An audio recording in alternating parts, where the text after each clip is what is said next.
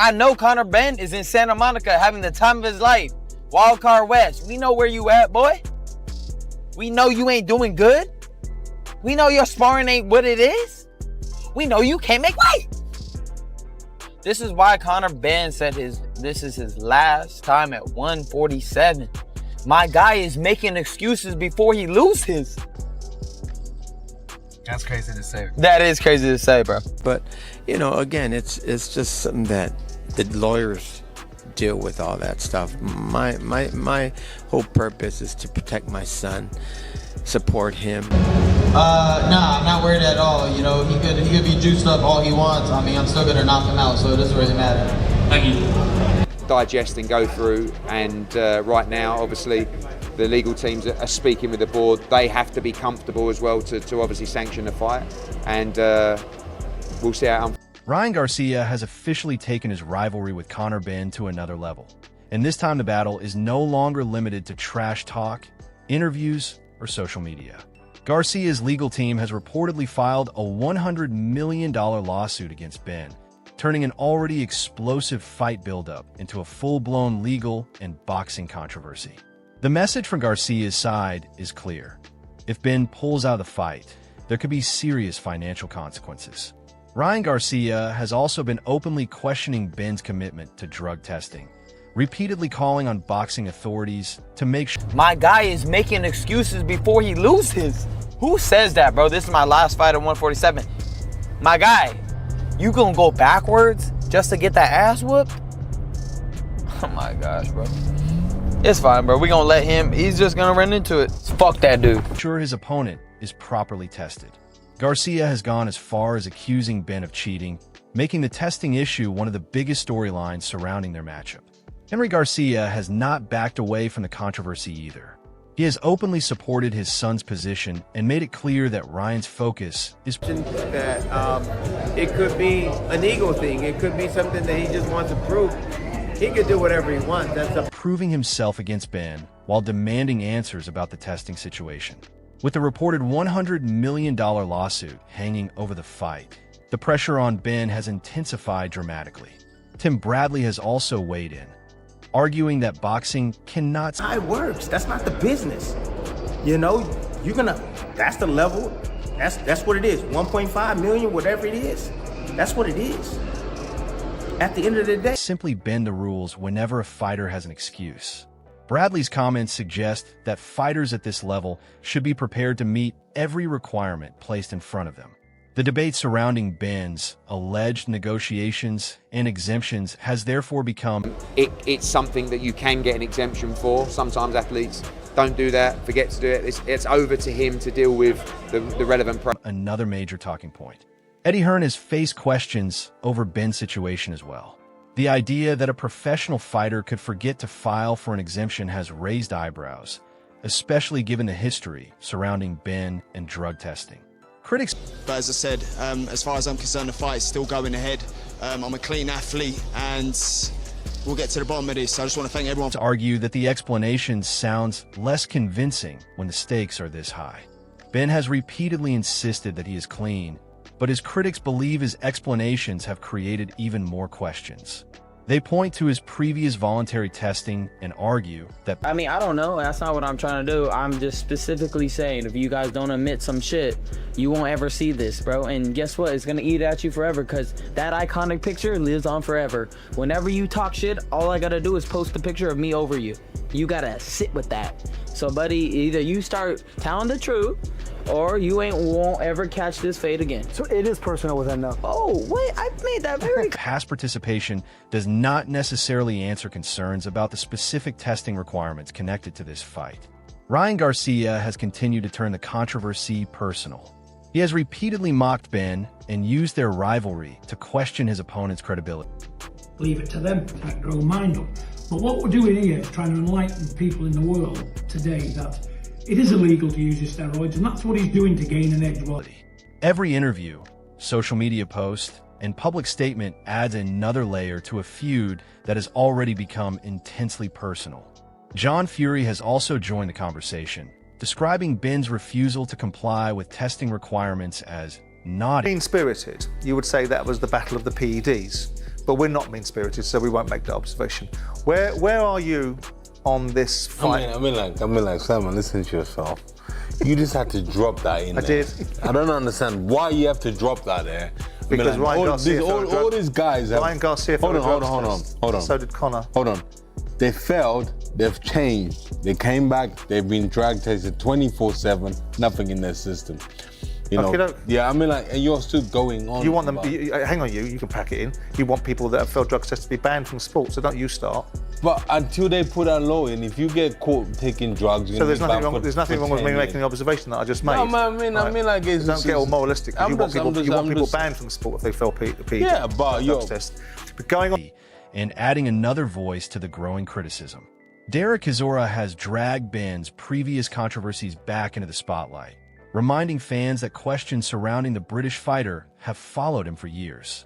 Carl Froch has attacked Benn's recent performances from another angle. It shows off body transformation amid weight cut for Ryan Garcia fight. Yes, this is Conor Benn looking lean. Looking very lean, it has to be said, ahead of his fight next month with Ryan Garcia. His first fight at welterweight in over 4 years. Now, bear in mind, he fought Regis Prograis at 150 pounds, not welterweight. And he didn't look good in that fight. Didn't look good at all. He looked noticeably smaller, he looked noticeably leaner, he looked noticeably more lethargic in that fight against a very small chinny who had a body, may as well have been glass, Regis Prograis, and Benn didn't look good. And once again, his power was still... Froch has questioned whether Benn is improving or declining, pointing to what he considers a lack of explosiveness in his recent outings. According to Froch's criticism, a new physique means little if the performances inside the ring... I don't know. It's a close one, right? No comment. Let's go, Jack. Ryan Garcia's the favorite, though. What you think? Going with Conor. You going with Conor? By knockout. By knockout? Going with Conor. What round? What round? Going with Conor. Yeah? 6 rounds. 6 rounds. Let's go, Jack. Do not improve. Even Benn's supporters have faced scrutiny. Shannon Briggs appeared hesitant when asked about the matchup before eventually giving Benn some backing, while other fighters have openly favored Garcia. Tim Bradley has predicted that Garcia could overwhelm Benn. And downstairs, the left hook. So, interesting fight. It ain't no far-gone conclusion, like I said, that Garcia just gonna walk. While Adrian Broner has also suggested that the talent gap heavily favors Garcia. Bradley has attempted to give Benn some credit for his resume, but the criticism surrounding the quality of his opposition continues. Garcia's camp has repeatedly argued that Benn has careful experience. I don't give a damn what anybody says. He got a lot of experience, man. He got the best resume at 147 pounds, right? He's a champion. He navigated his career without facing the kind of elite, young opposition needed to prove himself at the highest level. Henry Garcia has been even more aggressive, labeling Benn a joker and insisting that he does not understand what he is watching. I don't know, because I'm his father, but this particular fight that's going to happen this weekend, it's going to be a complete change. You're going to see the Ryan that everybody knows, and I'm stating this as a fact. You're going to see the real Ryan. Trust me on that. When I walking into Ryan Garcia has similarly attacked Benn's resume, questioning the level of opponents he has faced and suggesting that this fight could finally expose whether Benn belongs among the elite. The danger for Benn is obvious.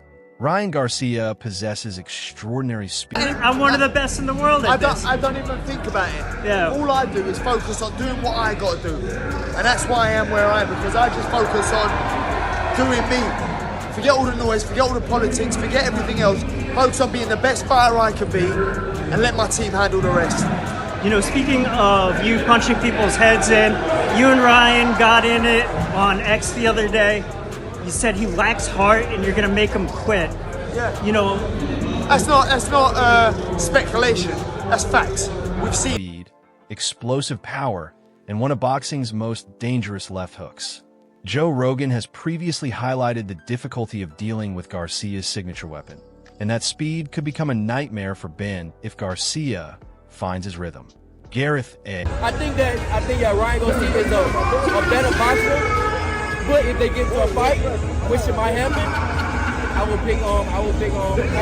Because Conor Benn is not skilled. He's not that skilled, but he's a raw fighter.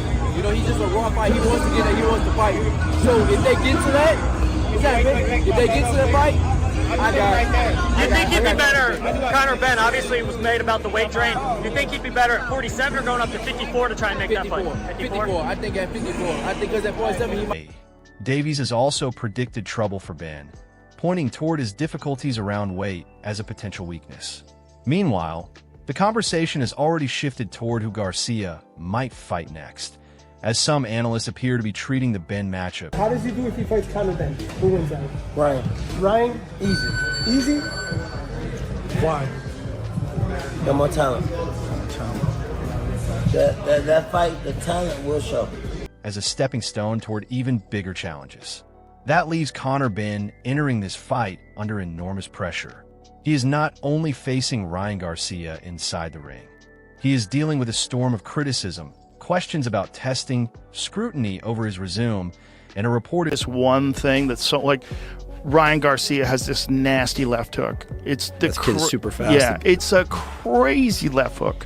It's so goddamn good. It's so much better than most people's that everybody who fights him doesn't understand what he can do until he does it. He just whips. Fast, powerful. Both. Fast, powerful, distance management, angles that it comes from. It comes up, it comes around. It just hits you faster than you know it's supposed to get. $100 million legal battle. John Fury has mocked him. Chisora has revisited his past. Henry Garcia has called him a joker. Frock has questioned his recent performances. Bradley has backed Garcia to dominate him. Broner has dismissed Benn's chances. And Garcia himself continues to turn up the pressure. Now everything comes down to fight night. If Benn wins, he can silence many of his critics with one performance. But if Garcia dominates, every question surrounding Benn will become even louder. The legal controversy, drug testing debate, resumed criticism, and personal insult have already made this one of the most explosive rivalries in boxing. The final answer, however, will come inside the ring. And with the pressure reaching its highest point, Conor Benn has nowhere left to hide.